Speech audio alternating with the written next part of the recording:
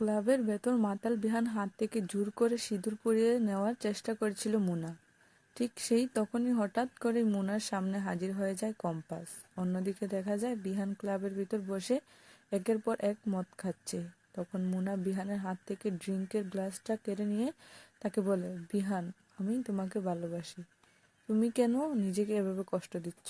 একবার আমার দিকে তাকাও, দেখবে তুমি আমার ভালোবাসার মধ্যেই খুঁজে পাবে। কিন্তু তখন বিহান এতটাই মাতাল ছিল যে সে কিছুই ঠিকমতো বুঝতে পারছিল না, বরং সে মোনালিসাকে বারবার দূরে সরিয়ে দিতে থাকে। মোনালিসা কিছুই বুঝতে পারছিল না বিহান কেন এমন আচরণ করছে। ঠিক তখনই কম্পাস সেখানে পৌঁছে যায় এবং পুরো ঘটনাটা নিজের চোখে দেখে ফেলে। কম্পাস বুঝতে পারে মুনা জোর করে বিহানের কাছ থেকে সিঁদুর পরে নিতে চাইছে।